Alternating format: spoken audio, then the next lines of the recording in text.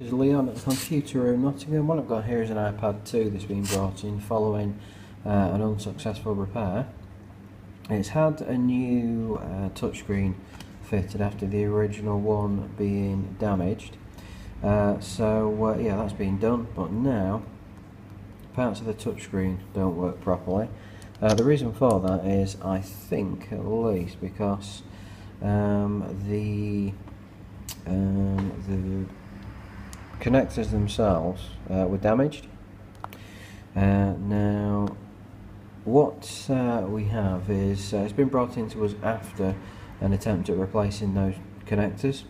The connectors have been replaced, but we've got the touchscreen now not working in certain areas. So I'm tapping on either cancel or enable, as you can see, not working. But if I try to tap on cancel, it will let me do that, but only on certain parts of the cancel button, I think. And then here, slide to power off is sort of working.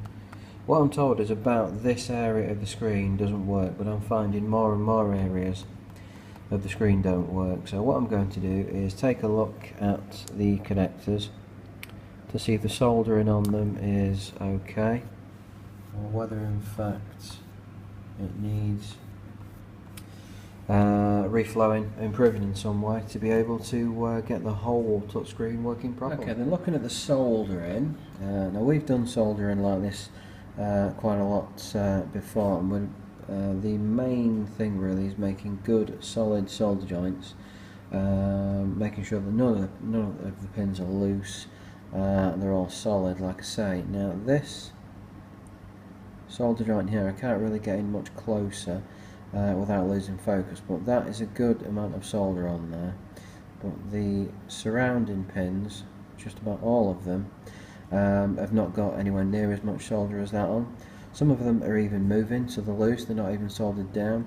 So what I'm going to do is just reflow all the pins to hopefully get them working. Alright, then we are starting the reflowing of the pins. And I hope you can see on the left hand side that part of the connector, I've already reflowed it. I hope you can see that there, how much bigger the solder is on each of the pins compared to the other side, but all those pins are nice and solid now. Now what I'm going to do next is just do the right hand side and then both sides of the other sort of ends of the connectors. Once that's been done, we will test again to see what's changed. Alright, so here we are. We've got everything done now. Now as you can see, the solder joints here, they're good and strong, they're much bigger than what they used to be, nice and shiny. And on the other side it's the same, so we've got nearly 80 solder joints there, nice and good and strong. So what we're going to do now is fit the main board up into the iPad. So here we are again, we've reassembled the iPad like you can see. We're in the same sort of menus, but now moving my finger over the whole area of the touchscreen, now working absolutely fine. So what I'm going to go do is go straight through all these menus, hopefully as fast as possible, so that we can get the whole thing working.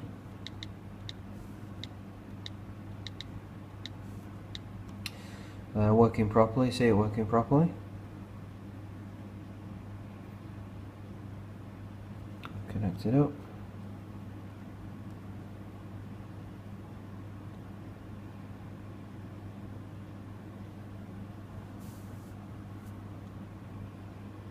Now the area of the screen where I had problems before, now don't have problems.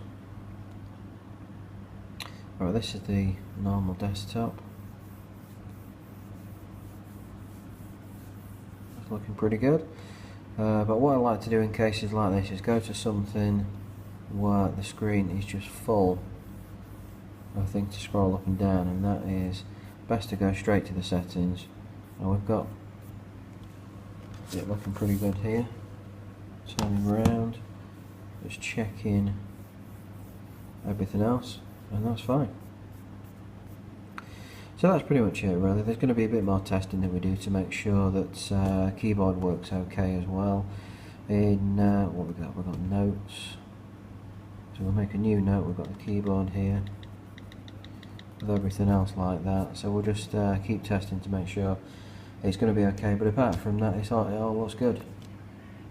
Now if you've got your own iPad 2 in this case with touch screen connector problems, any other sort of connector damage, anything like that, then please do give us a call or send us a message. As you can see, we can always help.